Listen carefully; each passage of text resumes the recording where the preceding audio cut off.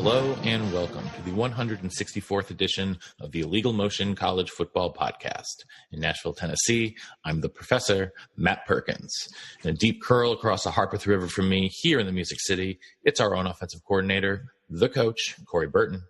What's up, guys? Another day, another show, ready to preview a lot of great matchups. It's going to be a huge, heavy week here in college football, and I'm excited, man. And it's homecoming week, so I'm going to break out the Letterman's jacket tomorrow for Retro Day and see if it fits. So I'm excited. And Coach, we might have to upload a picture of that to our Twitter feed. No doubt. Well, we can't get this show started without the third amigo in the second city, a man who only sees movies with a live accompaniment. It's our intrepid blogger from Big Ten and Counting, Josh Cook. Yeah, that's my plan for tomorrow evening, little date night, going to the Davis Theater in Chicago, where they will have a live organist with the horror classic Nosferatu. Should be an exciting evening. Everyone loves German expressionism. Well, I do, so that's all that matters. Great slate of games here for week 5. We've got 5 ranked versus ranked matchups, which we'll get to in our deep roots here in a little bit. Also, a lot of intriguing games out west in the Pac-12. But let's get started with some quick slants. Josh, you're up first. Yeah, just 2 player personnel type things that I wanted to get to. One happened a few weeks ago, but just never found a time to fit it in the show with so much other excitement. But got to mention Callie Brownson at your school, Matt, Dartmouth. She was brought on as a preseason intern. Since has gotten a offensive assistant position. She's the first female coach in college football, and pretty much every study known to the world is diversity in a career setting is good because people bring different experiences, different ways of thinking, different ways of approaching the situation, and it makes sense. And when you see some of the old fuddy-duddy coaches doing the same stupid thing week in, week out, hopefully Callie Brownson brings a new way of thinking for the Mean Green. That's the positive side. The negative side is Kelly Bryant, and I'm not hammering him because he has a right to transfer schools. I have a problem with Dabo Swinney bringing in another quarterback. I don't think it was ever a fair competition. And I actually think it's the bad move because Clemson's offensive line at times hasn't really impressed me. I think Kelly Bryant's athleticism and being a very mobile quarterback would have helped if Clemson is to make it to the playoffs again. And so, hey, a starter that went 16-2, I think he's got a really good arm. I think he's got amazing wheels to him. He reminds me of Brad Banks, who finished runner-up in the Heisman. So, hey, Kelly Bryant, you want to do well, come on to University of Iowa. We'd love to have you. Well, that's an interesting take right there. I think it's Josh, I think that is the hottest take I've heard on this one. I think you're the first person I've actually heard say that you think Brian is genuinely the better option for this team at the moment. Against top-end talent, yes. Against Charleston Southern, it doesn't matter. All right. Coach, what are your thoughts here on the Bryant-Clemson situation? Well, you knew that when Trevor Lawrence signed, and you knew that it was going to eventually happen. You didn't know exactly when. To be honest, I thought it was going to happen right out of training camp, right after spring practice. I thought that's when they were going to make the decision. But, I thought Kelly Bryant did everything he could to hold on to the job, and it just wasn't meant to be for him. And now he's going to get a chance to transfer and go play somewhere and still give himself a shot at the NFL. I think it's a good move for him. I think despite maybe your thoughts on him not making the right decision on who should be starting, he at least made the right decision in making a decision now, giving that gives Kelly Bryant a chance to get out and go play somewhere because he still has aspirations for the league. So did he make the right decision? Only time will tell. But he did make it, I think, in an appropriate time frame. So it gives Kelly Bryant a chance to get some playing time and finish out his college career. So I'll give Dabo some props there. To be honest with you, I don't know what I would have done. You're really just basing it on superior talent versus superior experience. I think Trevor Lawrence is the more talented one. Kelly Bryant is probably the best in most pressure cooker situations. So it just depends on what you want and what you feel like that you can do with Trevor Lawrence. It's his prerogative. They're paying him, $7 million a year to make those decisions. He's made more right decisions than wrong ones. So I'll trust his judgment on that, and we'll see what happens. My biggest issue with Dabo in this whole situation was the press statement he released. I don't remember if it was an interview or a press conference or a statement that was released where he said, I could have named him the starter and prevented him from transferring. That seemed really disingenuous to me and came across as Dabo trying to pat himself on the back and make himself look like the good guy in the situation. I don't think there is a good guy or a bad guy necessarily. It's a difficult situation. If Dabo thinks that Trevor Lawrence is the best option for his team, that's his prerogative to do. But I don't think that he needs to come out and make himself seem like he's doing this really super gracious gesture by letting Bryant transfer. Well, I'll tell you why Clemson fans are going to regret it. So Furman, they were identical. They picked the Paladins apart. Who cares? Against Georgia Southern, Kelly Bryant, they only let him throw 10 times. But it's Georgia Southern. Who cares? Against Georgia Tech, hey, writing was probably on the wall. They only let Kelly Bryant throw 10 times. But I seem to have omitted a game, and that was their battle with Texas A&M, the only competent team they've played so far this season. Kelly Bryant, 12 of 17, 205 yards, a touchdown. He was also their leading rusher in that game. Trevor Lawrence doesn't bring that rushing. Trevor Lawrence is a freshman. Let me know how it goes if they lose the ACC title game. Let me know how Trevor Lawrence does with being a statue in the playoffs if Clemson makes it that far. I think this is a dumb decision. All right. Well, Coach, let's move on from that decision by Clemson. Sticking to the Southeast, though, there's a lot of games in the SEC this week, and nothing that's a true marquee matchup, but a lot of intriguing ones nonetheless. Yeah, I mean, you've got first off, you've got the Dan Mullen Bowl. With the Mississippi State Bulldogs hosting the Florida Gators. It'll be Dan Mullen's first trip back to Starkville, but this time as a visiting coach. So that'll be interesting. Mississippi State looking to avenge their loss a week ago to Kentucky. So I imagine they will put a quick few scores up on Florida and really kind of make this one lopsided. Kylan Hill's their leading rusher, going to get going. Nick Fitzgerald and Kylan Hill are going to kind of complement each other really well, and I think they'll get back on track there. Kentucky looks to continue its hot streak. They're ranked 17th in the country, actually, coming into this game. They host the Gamecocks of South Carolina. Benny Snell rushing for 540 yards on the season thus far. Jake Bentley looking to kind of get his team back on track in conference. They're 1-1 in conference, and they need to make make up some solid ground here, and they get a chance to do so against Kentucky, but Kentucky's red hot. So we'll see how that matchup fares there. LSU, number 5, LSU is hosting Ole Miss. This is a dangerous matchup because I think what Ole Miss does really well is kind of what LSU doesn't do very well, and that's to defend the tempo spread offense. I think if Auburn had better weapons, I think they would have come out ahead of LSU on that, and I think LSU kind of lucked themselves into that win.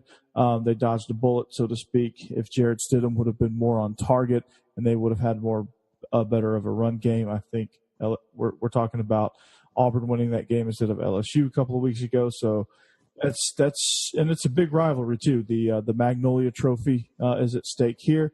So Ole Miss is a tough out. I think LSU probably will come out on top, but look out for the connection of Jordan Ta'amu and AJ Brown. Vanderbilt hosting TSU. Again, just a inner city, just the Battle of Nashville. That's always an interesting game. TSU coming in 2-0. Southern Miss, the Mustard Buzzards travel to the Plains, take on 10th-ranked Auburn Tigers. Jack Abraham of the Mustard Buzzards already over 1,000 yards with 10 touchdowns. Rushing stats for Auburn, Jatarvius Whitlow, I think I said that right. They'll need to get him going and get him more involved to help Jarrett Stidham and to help kind of complement that passing game, because when Gus Malzahn's offense is running well, it's because of balance. So look for Auburn to work on improving their run game here. Texas A&M hosting Arkansas.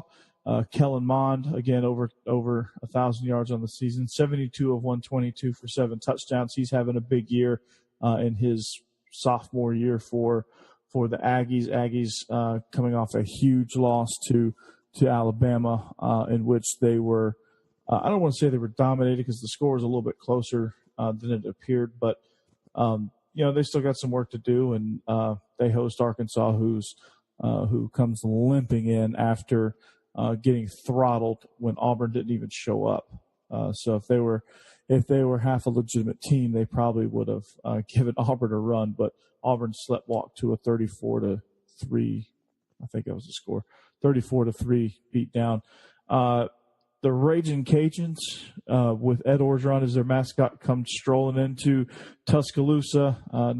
Don't need to say much about that, but Tua Tagovailoa going to continue to get work there and showcase his talents there. Georgia is hosting the Volunteers at Sanford Stadium. The number 2 ranked Georgia Bulldogs surprisingly giving up 172 rushing yards against Missouri. That'll be an interesting contest. Elijah Holyfield's probably going to get most of the work. DeAndre Swift is banged up, so he was a limited participant in practice this week. So we'll see how much work he gets in the game. He probably won't sit out, but he probably won't get as much work as he usually does, and they'll lean on Elijah Holyfield. Also look for leading receiver Mecole Hardman to get a lot of good work here. And this game is this is probably the largest in-conference line I've seen in the SEC. UGA is favored by 31.5 points. Conventional wisdom would tell me that Georgia's never covered a spread that big, but those were Mark Richt's Bulldogs, and this is a different breed. So I might be inclined to take that spread if I was betting, and not to mention I think Aunt Sally is safe for at least another week in her Survivor League, so that should be fun. And we should see more of Justin Fields in this contest as well to get him some good, valuable work, as they'll probably put this thing to rest pretty soon. So that's kind of your conference, guys. And I want you guys to participate in this quick slant. So I want to ask you, what do you guys feel like is the most intriguing matchup in the SEC? Josh, do you have thoughts on that? I do, for sure. You go first, Matt. Okay. South Carolina, Kentucky. I think that's the game of the weekend in the conference to me. I think that's the battle for second place in the East, if you're asking me. It might be, but I still, I still want to see it. I want to see Benny Snell. I'm just interested. I want to see Benny Snell. And South Carolina, I think Vanderbilt has a good defense. And I think that the way that South Carolina was able to build and sustain a lead last week impressed me. So and the fact that Kentucky looked so good against Mississippi State, especially on defense, this could be I think it's going to be a very close one. Yeah, that's probably where I was going to go, but for the sake of entertainment, I'll say Florida at Mississippi State. Dan Mullen will know all of his team's weaknesses, and Florida's offense came alive last week. I know it was Tennessee, so That's not saying a whole lot, but at least they look a little bit better here now 4 weeks in. All right. Well, for my slant, I want to look at 2 undercard games in the Pac-12. I'll start out on the Palouse, where Washington State is looking to bounce back after a close loss on the road in the Coliseum last week to the USC Trojans. They will host Utah, who had a week to recover after their first loss of the season to Washington 2 weeks ago. This is going to be contrast in styles as the Cougars boast the number 2 passing attack in all of college football, while the Utes have the number 1 unit in total defense and passing defense. I'm looking for Utah to try and control the game through time of possession, but if Gardner Minshew and the rest of the Wazoo offense gets rolling early on, it could be a long night for the Utes. Down in the desert, Arizona will host the aforementioned USC Trojans and look to build on their solid victory over Oregon State last week. After starting out very poorly in the first 2 games of the season, the Wildcats have come on strong the last 2 weeks on offense, led not by preseason Heisman hopeful quarterback Khalil Tate, but instead tailback J.J. Taylor, who against the Beavers last week had 27 carries for 284 yards and 2 scores. USC still needs to answer some of the questions that they have on defense and also see if they can win away from the Coliseum. They're 0-2 on the road so far. I'm not entirely sold on this Trojan team at the moment, but I think they have enough residual talent to give JT Daniels his first career road win, but an upset would not completely shock me. Josh, I know you picked Arizona to win the South this year. Do you think they've got a chance here? Well, they've slowly been improving, and they had by far their best game of the season just last week up in Corvallis, where they got a monster running game. So, why am I going to abandon ship? I know they stunk it up early, but they are 1-0 in conference, and if they can get Khalil Tate having a big day, if they can get that running game going again like it did against the Beavers, of course I'm going to take them. I'm not fleeing the bandwagon. I made a bold prediction. I'm going to keep with it. I'm not fleeing the bandwagon either on Utah just yet, but if they lose this weekend, they are going to be in a big hole. Yeah, it's surprising how struggling they've been on the offensive side of the ball, because they got some nice talent there and they've got a veteran quarterback, so they got to figure some stuff out. They need to get a running game in order. Yeah, they do. With our slants done, let's now hit a quick pop quiz before heading to the deep roots. Number 2 pencils and blue books out. This season, we've talked about some good defenses so far this year. There are 14 teams that are holding opponents to less than 300 total yards per game. Gentlemen, name those 14 teams. Josh, I will start with you. Well, this one's pretty easy because you've got all 10 Big 12 members. Then you just need to find the other 4 that are sprinkled throughout the country. And one of those 4 are my Iowa Hawkeyes. That's correct. And number 5 in the country, 260 yards per game allowed. Coach. Well, I'll take the easy one off the table, Bama.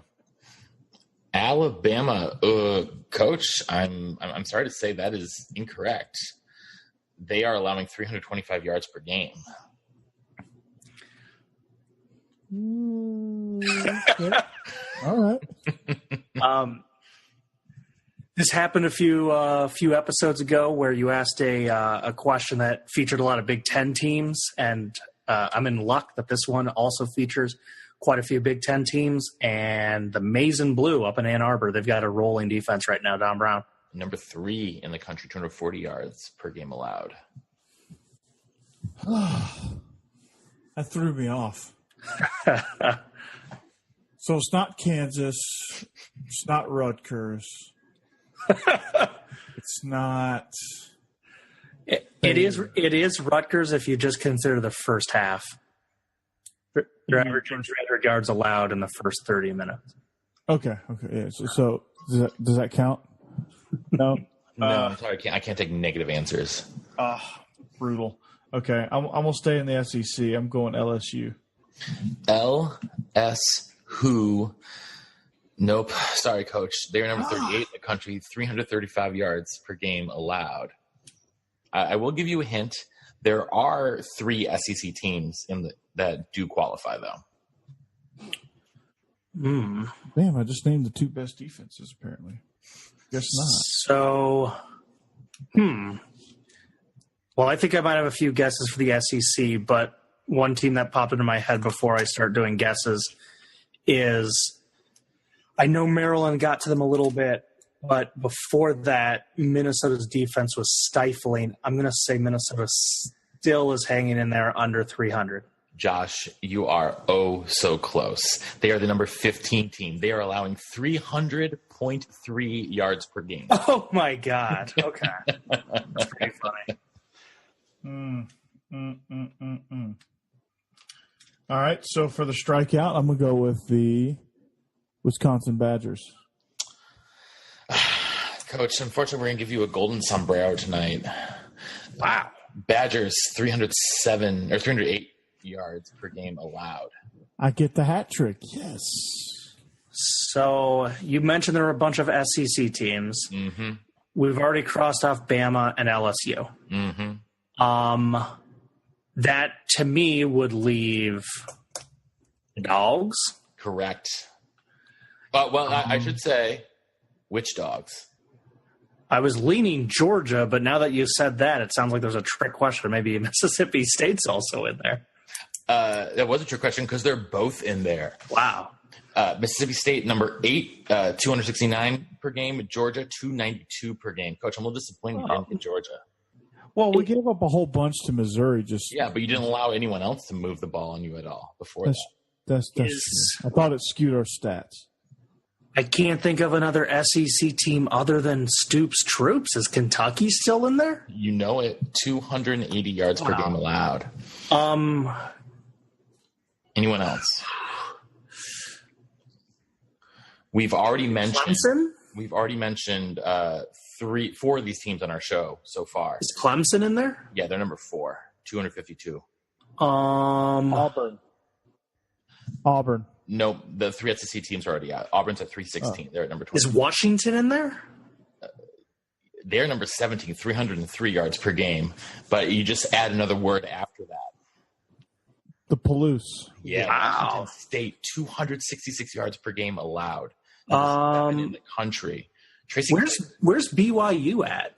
Brigham Young University. They're number 28. They're at 300. The ones you've missed, guys, I mentioned it. I said they have the number 1 defense in the country in my quick slant. Apparently no one pays attention. Utah. I literally gave you an answer. I said Utah during that whole thing. Right after I struck out, I said Utah.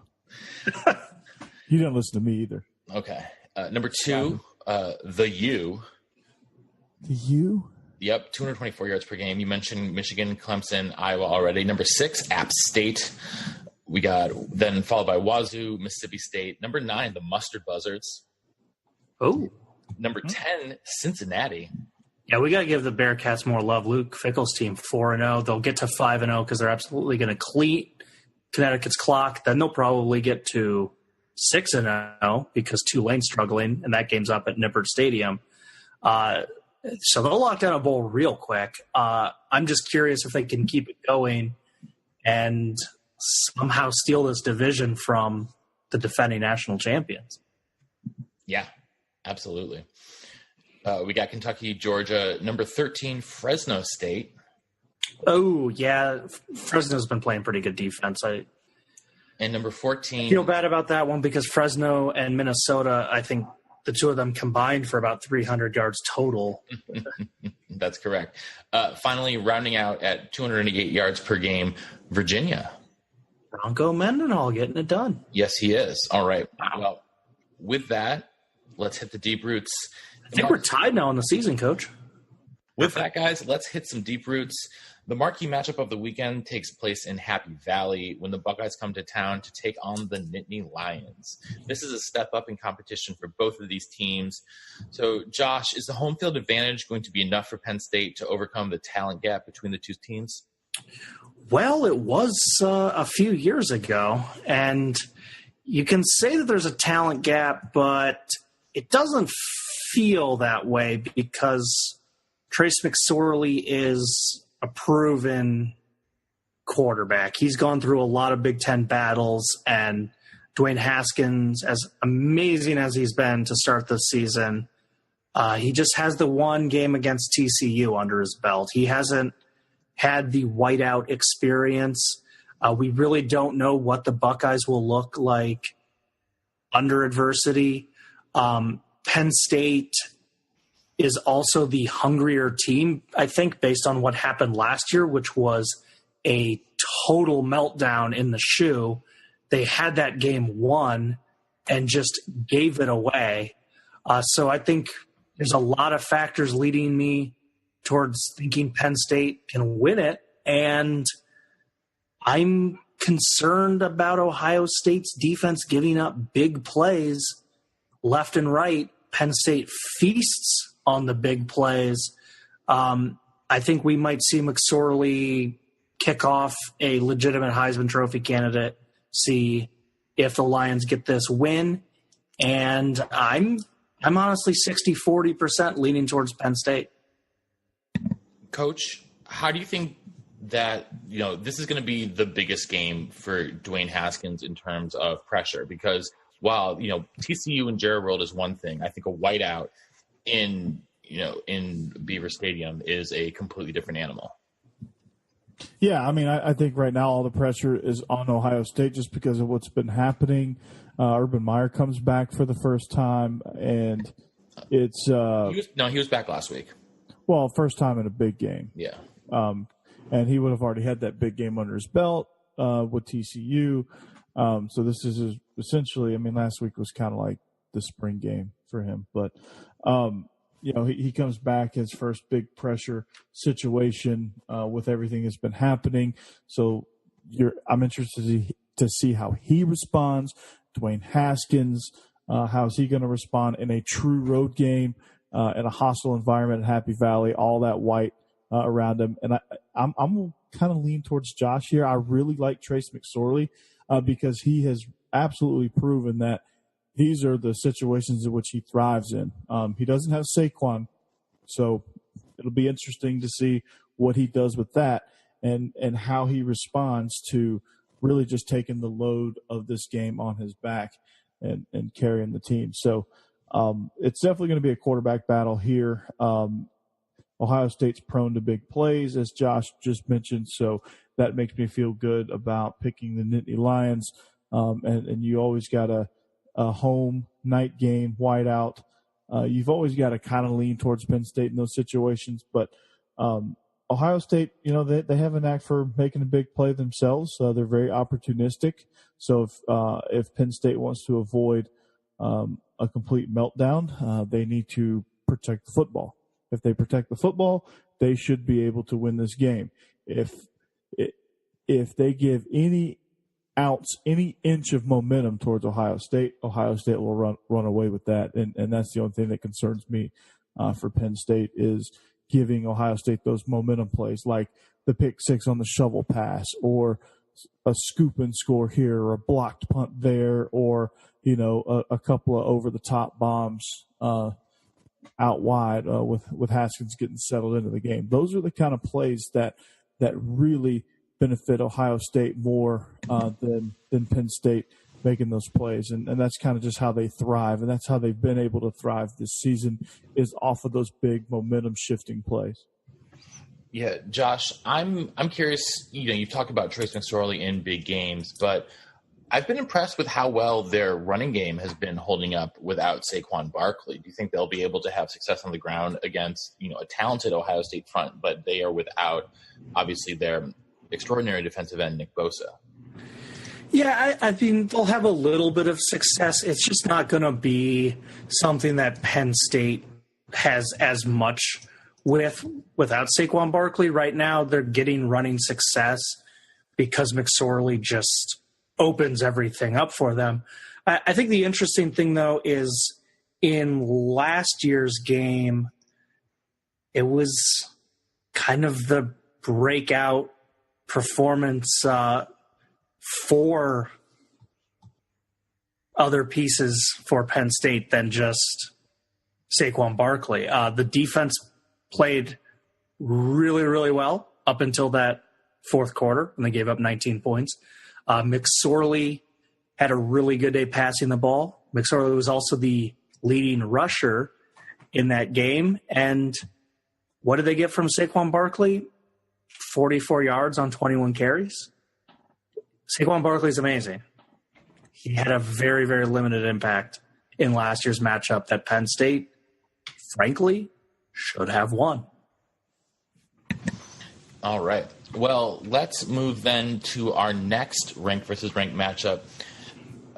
This time, Stanford versus Notre Dame. For the second week in a row, Stanford is on the road against a ranked team, heading to South Bend this weekend to pay a visit to Touchdown Jesus. Coach, each of these teams have had at least one close call so far this season, and I'm predicting it to be a slugfest. So, we've seen that Stanford's passing game has been vastly improved this season. So my question for you is, how are the Irish going to shut down J.J. Arcega-Whiteside, Colby Parkinson, and the rest of the group of Cardinal receivers? Again, I say this every week. I feel like it's like I got a script that I'm reading off of, but it's the absolute truth. Get pressure on KJ Costello, shut down Bryce Love, just shut down Bryce Love and make them one-dimensional. That way you can pin your ears back, come get them. You can lock down and do some fancy stuff in coverage.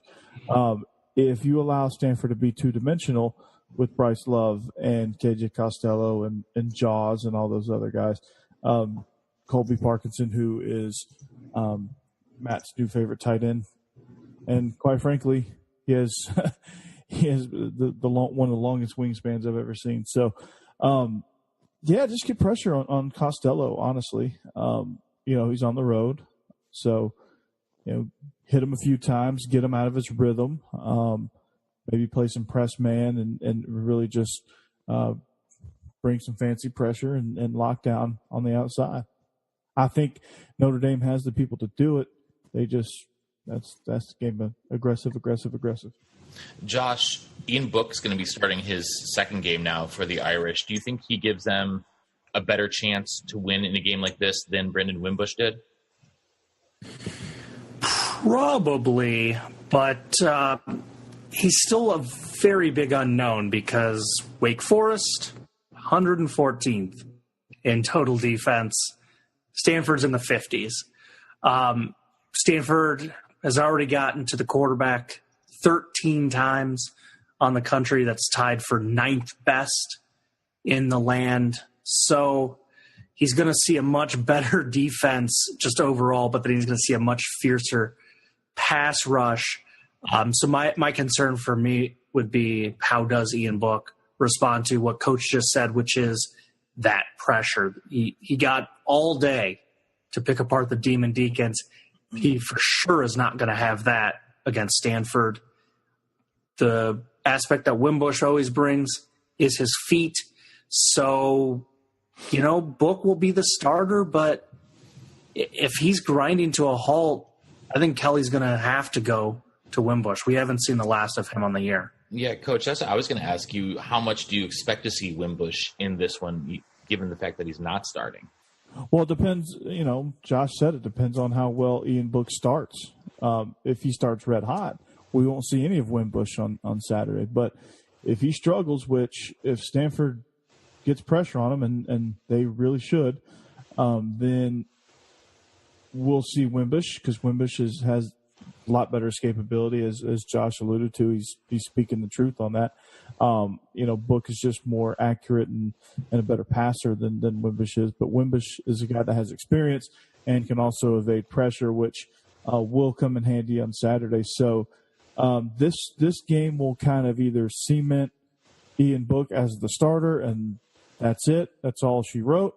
Or it could solidify the fact that it's going to be a 2-quarterback system here in Notre Dame, and they're just going to try to roll with the hot hand. And I would worry about pulling Book too early, though, because I think that could really mess with his confidence. Oh, it definitely could, and that's one thing that Brian Kelly, I think, struggles with is patience.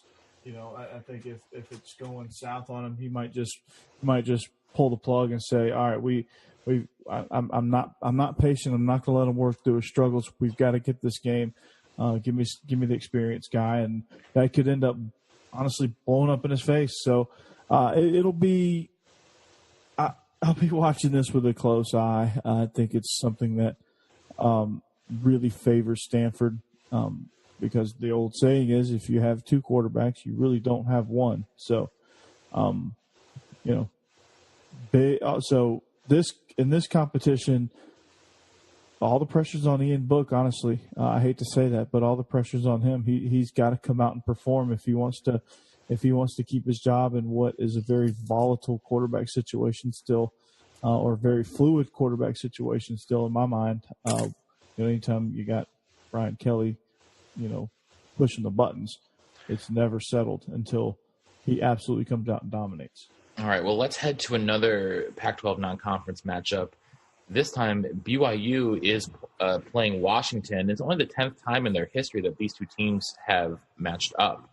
They only met twice in the heyday of Don James and LaVell Edwards during the 80s, which kind of surprised me doing a little bit of research into this one. They split a home and home in 85 and 86, but those were days of big offenses. Now both these teams sport pretty good defenses, Josh. So which of these units do you think will find more success? Ooh, that's a great question. I think that this is do you smell that? It's a trap. This is the smell of a trap because Washington has 2 conference games under their belt. They're in that mindset of we are in the Pac-12 race, and now they get this weird non-conference curveball thrown at them. How many times have we seen a favored team lose a non-conference game after conference plays start? That doesn't bode well for Washington. What also doesn't bode well for Washington is their offense. We think Myles Gaskin, no problem. We think Jake Browning, no problem. They're currently 40th in passing yards, 86th in rushing yards. That adds up to a putrid 83 in the nation for points for, just 27.3 points per game. And that's even getting an FCS North Dakota team to help pad their stats. That's got to be a huge concern for Washington fans. BYU, they have to be licking their chops. They're playing with house money. They've already gotten their signature win at Wisconsin. This is their last ranked team of the year unless Utah finds their way into the polls or BYU finds their way back into the polls. So getting clear of this one, BYU has to feel like 10-2, 11-1 can almost be penciled in. So huge upset potential. And Matt, you asked me which defense is going to be up to the task. I'm going to answer it this way. Washington's defense has got to be up to the task if they avoid the upset. Ooh, I like that, Josh. Stop the jet sweep. I'm worried about Coach in this one for Washington is that their offensive line has not looked good this year. I expect their offensive line to be very good, and Trey Adams has been hurt, and this line's fallen apart. BYU pushed around Wisconsin, and we thought Wisconsin was pretty good. They haven't quite lived up to expectations, but they've still been much, well above average. Coach, I think that BYU is really gonna push around and make Washington pretty much one-dimensional. Yeah, I'm with you there. I think BYU, their defensive line is, I don't want to say underrated, but they're underrated. And they, anytime you can push around a talented, even if they're talented just on paper and they're not playing quite as well as they should be, well, maybe they're not playing as well as they should be because, hey, the other guys are on scholarship too, and they've recruited some good defensive line or defensive linemen, and they're getting really good defensive line play. So, that's a credit to BYU. They've done a tremendous job at developing their defensive front. And they are, I watched snippets of that Wisconsin BYU game, and they honestly, they're not a bad team to watch. They're pretty fun to watch. I love what they do defensively. They get after you, they pressure you, and they're just relentless. And so that's going to be a concern for if you're a Washington Husky offensive staffer, if you're the coordinator of the of UW, you've got to figure out ways to combat such an aggressive, solid offensive line by getting quick balls out to the perimeter, screens, things that will allow you to get the ball out of Jake Browning's hands quick. I think the run game is going to be, I don't want to say non-existent, but it's going to be, it's not really going to be there much for Washington. That's what I'm predicting. But one thing before we leave this matchup, Josh, you said it smells like a trap. Well, Matt for my birthday got me a T-shirt that says it's a trap, and I'm pretty sure it's scratch and sniff because I'm wearing it right now. And Josh, you said it, so I think you can smell the words on my shirt. So perfect. I'm wearing the shirt, and it is what I'm going to stand by. It's a trap, but BYU's ranked, and they're ranked for a reason, and so we're going to see that on Saturday. I think I'm not ready to call a full-on upset, but Washington, you better batten down the hatches and you better watch out because BYU's coming. All right, well, that's going to be a defensive battle, but let's switch gears. Question for you guys: do you like points? Yeah, sometimes. Yeah. I'm the show's offensive coordinator, so I love points. Well, then, Coach, you need to be keening your eyes in to Lubbock, Texas this weekend. West Virginia's coming into town, and it's going to be a race to 70. Coach, we know these offenses are going to be outstanding. So let's look at the other side of the ball. Okay. Can either of these defenses do enough to even force a punt? Yeah, I think so. I think. Well, then whose defense do you trust more at this point? I guess I should say. I trust Texas Tech's defense more. I think David Gibbs has done a tremendous job up there. They held what everyone thought was a really strong offense on the road at Oklahoma State to just 14 points. So right now, I'm trusting them because they're getting it done. I don't know how, but they're getting it done. And Texas Tech has somehow found some semblance of a run game too. They rushed for 130. They had a back go for 130 yards against Oklahoma State. So you got to love the balance offensively. That'll help them. That'll serve them well on the other side. And they're just flat getting it done. Josh, you've long been skeptical of both of these coaches, quite frankly. Like you are for many coaches, but I'd say especially these two I would throw up there and mean Josh's top 5 of skeptical coaches or coaches who you would most likely to be on questionable coaching. Mm-hmm. But both these teams are off to really good starts this year. You think that has either one of them impressed you more than the other? They have. One has, and it's going to be a weird stat. I normally don't go with this stat when we're previewing games, but I just want to throw time of possession at you. I don't think that's a weird stat. So your number one team, Army, 41 minutes per game. That's to be expected. Simple option. No. Air Force, another option team. Not surprising. 39 minutes per game. Charlotte, a little bit of a wild card. I tried to find their offense. I could not figure out what they ran. They're at 37 minutes per game. Fourth place, Navy. Hey, another option team. 36 minutes per game. This is the impressive thing. Texas Tech Red Raiders, 5th in the country at 36 minutes per game. I mentioned it earlier in the week when we looked back at the week and talked about Texas Tech's big win over Oklahoma State. They had almost 42 minutes of possession of that game. The best way to stop Will Grier, Coach mentioned it, use that newfound running game, use this time of possession. Just don't even let him on the field. This is a huge opportunity for Coach GQ. I think this is even bigger than the Oklahoma State game because it's one thing to get an isolated upset, and Oklahoma State's a young team. We thought they had overachieved a little bit in their first few games. This is the real deal. This would be backing up the upset. This would be knocking off a proven offensive club with Will Grier with that Dana Holgorsen attack. This is the one that I think Texas Tech kind of needs. Coach, do you agree with that? Absolutely. I think it's, this is a huge game for GQ.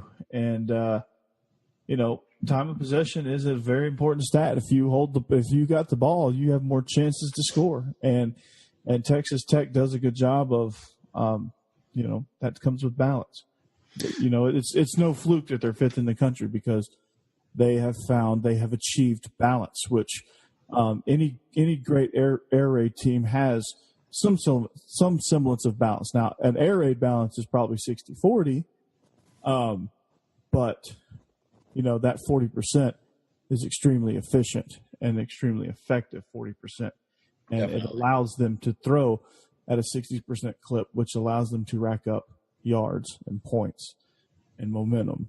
So I think a lot of that is also the improvement of the Texas Tech line, especially when you're, running out of, 10 personnel, 11 personnel, that kind of thing. The offensive line has an onus on them to create those holes. And, one missed block can lead to a lot of problems, more problems than if you have, those bigger packages in. Yeah, absolutely. And they probably, honestly, these air raid teams don't do a whole lot of complicated stuff in the run game. And they've probably implemented some RPO too out of that 10 personnel so that, it keeps defenses not only spread horizontally, but it really plays games with the linebackers. And that's a huge, the advent of the RPO has been something that has revolutionized the run game for a lot of these teams that don't normally run the ball well. I cannot wait for Brian Ferentz to add the RPO to Iowa in about 2035. It's going to be amazing. It'll be the same year that the new Bellevue High School will open, so I'm excited. All right. Well, finally, Pac-12 After Dark this weekend features Oregon and Cal in Berkeley. The Ducks showed a lot in their loss to Stanford last week, and Cal was a team that we all liked coming into the season and has quietly started 3-0, including a victory over that aforementioned BYU team. Josh, do you see Oregon suffering any sort of hangover after that crazy game against Stanford? I actually don't, because I think hitting the road might be the best thing to cure that. As soon as they get there, that hostile road environment, I think Cal fans, they've been notoriously a little fickle, but this is a rare ranked versus ranked team for the Golden Bears. So I think they'll show up. I think as soon as Oregon hits the field, sees a hostile crowd, gets that Pac-12 After Dark, they're going to flush last week out of their system. And Cal has been awesome in their 3-0 start. We really like it. But we also knew that Justin Wilcox had quite the rebuild. We did not think year two they would be nationally ranked, contending for the division. I think Cal comes back to earth a little bit. I still like the Bears. I had them winning 7 games this year, make it a bowl game. The rebuild is right on schedule. It's just going to have a hiccup this week because Oregon is the better team. They're the more explosive offense with Bear. That's what I like to call them. I just think the Ducks flushed last week and pick up a nice win in Berkeley.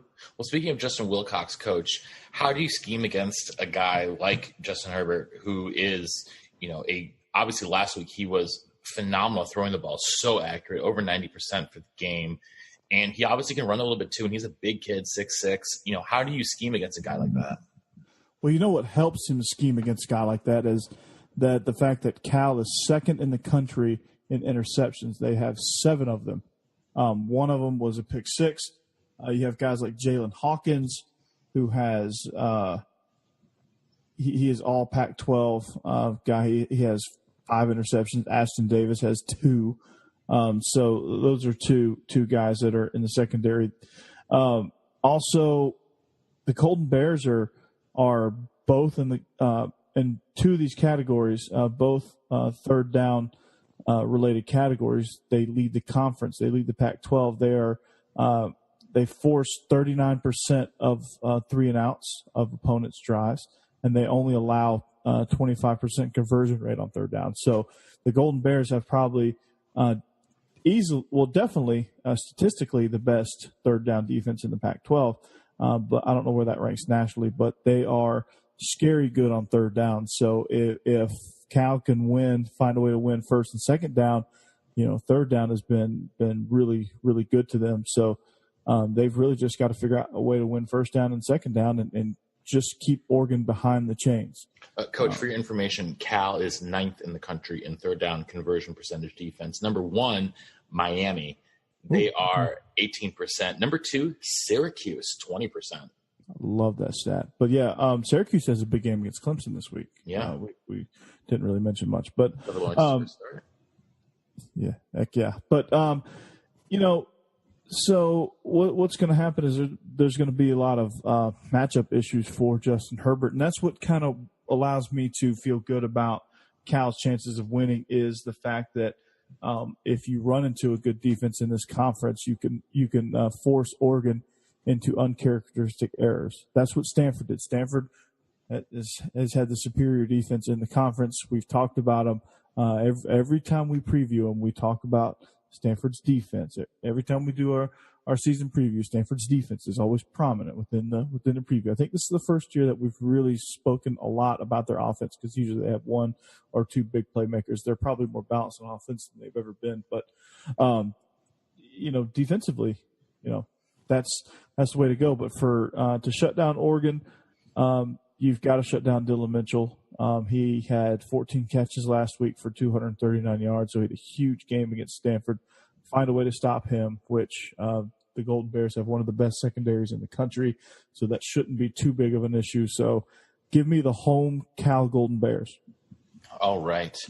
Well, let's now switch to our spread formations. We're not doing so well, guys, this year coming into the weekend. Josh, you're sitting at 6-14, Coach at 7-13. I'm at 9-11. Let's get on the right side this weekend. So we'll start in the Battle of New York non-Syracuse division. We've got a interesting one taking place in Buffalo. The Bulls are 7.5-point favorites at home against Army. Josh, who have you got? All right, so Army burned me with Hawaii. But I think a lot of that was traveling 13 hours. That was just me being dumb. Army played so well against Oklahoma. I think that works against them because when Buffalo pops in the tape, they're going to be like, holy crap, we got to take these guys seriously. They took Oklahoma to overtime. Buffalo, 4-0. They're ranked in my poll. Check it out at BigTenandCounty.com. The other thing, Army, they hold the ball forever. Here's the thing, though. Buffalo doesn't seem to mind quick scores. I looked at the play chart against Rutgers. They had a touchdown drive. 5 plays, 63 yards, a minute 26. Another touchdown drive. 6 plays, 73 yards, 223. Another touchdown. 5 plays, 63 yards, 208. Another touchdown. 6 plays, 79 yards, 118. And so on and so on and so on. That might just be a factor of the fact that Rutgers apparently doesn't teach tackling. Rutgers doesn't teach much of anything. I'm going to go with my UB Bulls. I think they cover. I think they are the favorites in the MAC. They're in the driver's seat. Hold on a second. I've got them ranked. Josh, what? You can't claim the Bulls as your own. These are at least the groups, if not mine. I'm claiming ownership on the Bulls. I previewed them coming into the season. I've featured them in Quick Slants 3 times. I'm pretty sure I'm the only one that picked them to win the MAC. That is incorrect. I did as well. I think we had a clean sweep there. No. Coach, you're bullying. No, Coach, according to my records, you picked Toledo. Did I? I did pick Toledo. They're beating Buffalo. That's what it was. Yeah. Well, either way, I got the Bulls covering. All right, Coach. All right, long story short, with this game, I think Josh had a very long-winded explanation for my analogy. I'll give you a high school analogy here. This is Hillwood versus Cheatham County Central. For those of you listening around the world, Cheatham County Central is Army. They run this spread triple. Paul Johnson would have a fit if someone called it the flex bone or just the triple option. He calls it spread option. So Buffalo is a high octane, big play, score quick, score anytime they need to type offense, which is Hillwood. And even though Cheatham County probably dominated the time of possession in our matchup, we scored. I think we had a 2-play drive for a touchdown. We had a 1-play drive for a touchdown. Then we had, after that, there was one that was like a 5-play drive. And then I think we had another 2-play drive and another 4-play drive for touchdowns. So I'm trying to figure out, you called me being long-winded, and now I know. Long story short, too late. More of a short story long in this case. Yeah, true. I'm going to be real quick, I promise. 10 minutes later. I tuned out when you started mentioning Chetwood Hills Tack. Chetwood Hills Tack. But very long-winded intention. With the intention of being short-winded answers, I'm picking Buffalo because they can score quick and they can. It doesn't matter what time of possession for them because they're proving to be explosive week in and week out. Army's second week in a row on the road, even though traveling from West Point to Buffalo not nearly as arduous as getting all the way to Norman. They got to cross the Adirondacks. It's over the mountains. So it's. I think Army is going to be hungover from the Oklahoma game. So I've got Buffalo. Matt, are either of these areas in the Finger Lakes? Where's that? The Finger Lakes are between the two of them. They actually have to cross the Finger Lakes. I believe they're going to have to ford with their canoes, maybe do some portage. Perfect. All right. Let's head next to a Sun Belt opener for two contenders. Georgia Southern hosts Arkansas State. Red Wolves are 3-point favorites on the road. Josh, who do you like? We got to be honest. The Fun Belt has missed their patented marquee upset outside of Troy, maybe knocking off Nebraska. So they haven't quite been on my radar as much. But I'll tell you what caught my eyes. The Red Wolves knocked off a Conference USA team and a Mountain West team. It appears that they are punching upwards, knocking off a little bit bigger conferences. So I'm going to say Arkansas State gets it done on the road. All right. Coach.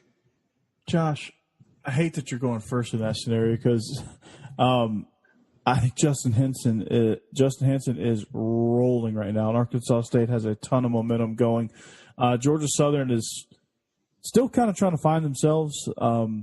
We don't really know what they've got. They gave Clemson a tough run, but I think they fall short at Allen E. Paulson Stadium. I'm going to also take the Red Wolves. I really want to take Georgia Southern here. I'm really tempted to. So take them. I don't know though. The problem with Georgia Southern, they just got whooped up on versus Clemson in their last game, but they've had a week off since then. So I don't know if they're going to be coming out, guns 100%. So I'm going to take Arkansas State and stay on the safe side. All right. Interesting one in the ACC taking place in Raleigh. The Wolfpack, 5.5-point favorites at home over Virginia in their strong defense. So, Josh, which side are you on? Man, this one's tough because Virginia's overachieving. They almost knocked off Indiana in Bloomington to get to 4-0. Looked really good against a struggling Louisville team. Their uniforms are great. They retooled them this year. I don't know if you guys have seen them, but Virginia is a team that sometimes does not use their orange to the best of their ability. Here's the problem, though. NC State's a different animal. Ryan Finley, one of the best quarterbacks in the country.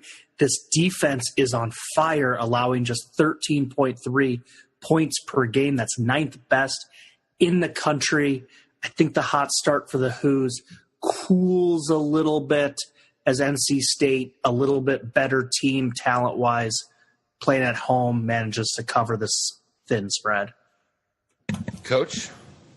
Well, as good as Virginia is playing, as good as they're playing defensively, I think this is going to be a tight one for a really long time.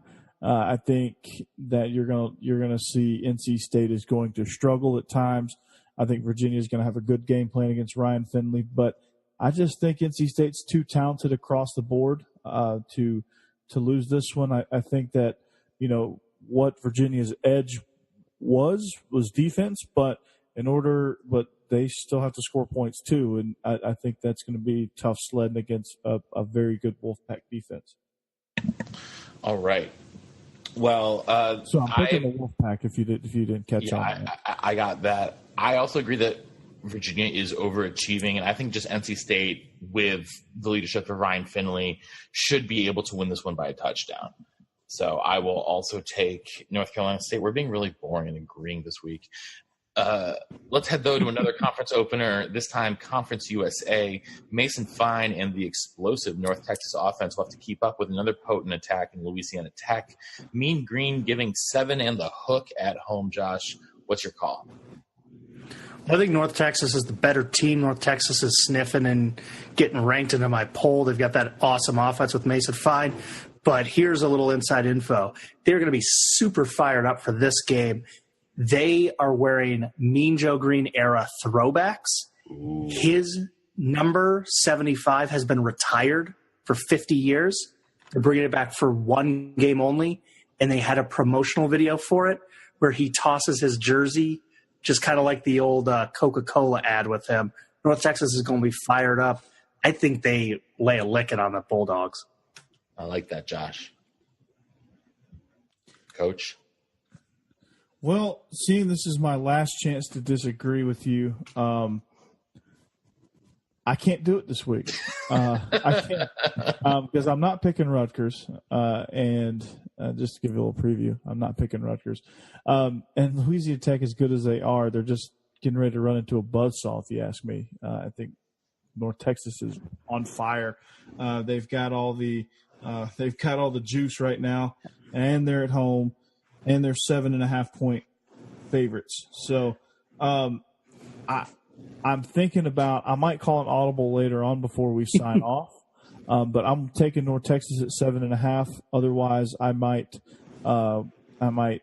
pick Louisiana Tech to cover, but North Texas to win. So tentatively, I'm going to pick North Texas, but that is under further review. Just one other thing before Matt makes his pick about this game, the boys from Denton. This is where everyone should go for their North Texas news. We've talked about this program being a sleeping giant, just with their recruiting and not too much in the way of Texas competition in Conference USA for them. They're well suited to win a lot of recruiting battles. This game also, it marks and breaking ground on a state-of-the-art practice facility. This is on top of a brand new stadium that was built just a few seasons ago, maybe about 4 or 5 years ago. This is a program and a university really committed to, dare I say, they're trying to be kind of a little bit of a Boise State maybe down in Conference USA, where they want to be the premier football program of that conference. They're looking the part so far. I think they're just going to be super fired up. All right. Well, we're boring. we are all on the same side, and we're all picking favorites in every single game so far. I think that's a reflection on how bad our picks have been. Well, then. Yeah. Josh, you said it. Mean Green. It's Mean Joe Green weekend, and I'm all in on that. Okay, guys, the worst Power 5 team mantle has officially been passed to the Scarlet Knights. So it is thus our duty as a podcast who covers all of college football to include them in our weekly picks. This week's, they are underdogs yet again at home, this time to the tune of 17 points. In this case, Indiana is coming into town. Josh, any chance Rutgers covers? Nope. The Hoosiers are really angry because they slept walk through the first half against Michigan State, totally squandered an opportunity to win that game. They are balanced. They are better than they were last year. And last year they won this game 41-0. Coach, I think Rutgers' best chance of winning this game is Indiana getting held up at the airport by TSA. 17, and the fact that this is an easy pick because Indiana only has to cover a 17.5 point spread. The poor souls that were playing against Kansas had to cover 30 and 40-point spreads. So Indiana's got it easy. Yeah. My dad officially retired this weekend from work. He also officially retired from ever associating himself with Rutgers. So I can't do that anymore either. So let's take Indiana. But guys, it would be spread formation. We can't just give up on Kansas. So we're having a sixth pick this week. We just have to. Good. This week, Rock Chalk Nation, 17-point home dogs to Oklahoma State. They're coming into town off of that hearty beatdown against Texas Tech. Josh Trapp is the track going to be able to trip up the mullet enough to cover this one? Well, I was trying to look for a silver lining in Kansas's 26-7 loss at Baylor. Like maybe they moved the ball, but it had a bunch of turnovers. The fact is, they can't pass the ball at all. They are 117th in passing yards. That doesn't work in pretty much any conference, but it's really bad in the pass-happy Big 12. Okie State puts up a whole bunch of points, a number that Kansas just can't possibly get close to. Okie State. Coach. Why? Why do we always have to agree? I don't like this. We can't agree. I'm going to pick Okie State here just because they're better. That is excellent analysis. They are just better in all facets of the sport of football. They lead. They have an advantage over Kansas in every category, including coaching. Although Mike Gundy had another run-in with the press, so that could possibly be a distraction for the Cowboys. Maybe he didn't tell everybody he's a man, so at least he's got that going for him. But yeah, he doesn't need to tell them; they already know. He's already asserted that 10 years ago. Yeah. Well, let's throw an audible then, because we agreed on all of them. Whoa! I'm not picked yet. You're picking Oklahoma State. You've loved Gundy for as long as I've known you. Yeah, your skepticism towards Coach GQ and the rest is sort of the yin to the yang of my love of Mike Gundy. But Oklahoma State last weekend, they were vulnerable to the run against Texas Tech. I really like Puka Williams too. But there's no chance that Kansas covers this. Absolutely zero. Yeah. He Lee Corso'd us on that one. Well, here's what I was going to say for calling an audible. Way back during his quick slant, I'm pretty sure Coach said that he never knew Georgia covering a 30-plus point spread in an SEC game. I will say, yes, they cover that against the woeful Vols. Oh, okay. There you go. I'm just going to say yes because I want them to cover. I'm not necessarily agreeing with you, but I want them to cover. I'm going to will it to happen, so yes. That's a good pick. All right. Well, with that, it is time for us to finish up. So, Josh, any final words? Well, I mean, unfortunately, we buried the lead. I think Coach might have mentioned the Hogs in passing, but it's really not official until I do it in super enthusiastic sarcasm. The Arkansas Razorback pass defense, it struggled this year. Mason Fine picked them apart. Colorado State, who looks dreadful now, picked the Razorbacks apart. A half-asleep Auburn team still had some nice passing yards. You're giving them too much credit. They were fully asleep. But Arkansas finally gets a break in the action. They get Texas A&M, who I'm not sure this Kellen Mond kid is the future. I mean, he's only had one 400-yard game this season. He's only got over 1,000 yards through 4 games. He's only got 7 touchdowns to 2 interceptions.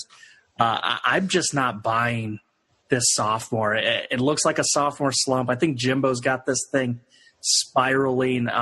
This is prime real estate for Arkansas to get off the schneid in the SEC. Razorbacks big at home. Josh, fun fact. Do you know how many? Do you know what the average net punting yards for Arkansas is this year? It's got to be really high. Well, it's somewhere between 15 yards and 80. That is correct. It is 27. Good for 127th in the country. How are you that bad at punting when you get way more reps than everybody so else? Much. Well, I will say Arkansas is doing something really interesting. They're pooching the punt really high and just having to go a few yards. So they're hoping that as those blockers are trying to block, the ball comes down, just boom, hits them right in the top of the helmet. It's a really ingenious strategy. Arkansas has already recovered 15 muff punts, so it's safe to say that it's working. Also, isn't Chad Morris supposed to be some sort of offensive genius? Because they are 97th in total offense and 117th in passing efficiency. Look, you can't perfect greatness through 4 weeks. Check back where this team is in 4 more years. Okay. Well then, Coach, words from you. Well, I can't really follow that up, but very interesting Mountain West game out in Laramie. Wyoming hosts. They're actually 17-point home underdogs against the Broncos of Boise State. So pay attention to that game. That'll be interesting to watch. By the way, I think the number of times we've had an interesting game in Laramie is like insanely high. We love Laramie, I guess. I mean, we are huge in Wyoming. Hashtag altitude. Also, Dream Style Stadium in Albuquerque, New Mexico pits the Lobos versus, you named it, Liberty. Oh, gosh. New Mexico's only 6.5-point favorites in that matchup, just so you know. That's sad. That's really sad for them. That's a shame. All right. Well, with that, it is time to finish up. So on behalf of our own offensive coordinator here in the Music City, Corey Burton, and our intrepid blogger from Big Ten and Counting up there in the Windy City, Josh Cook, this is the professor in Nashville saying so long and see you next time on the Illegal Motion College Football Podcast. Don't bury the lead. Woo, pig suey. Thanks for listening to the Illegal Motion College Football Podcast. To get in touch with the show, email us at illegalmotionpodcast@gmail.com or follow us on Twitter at illegal_motion.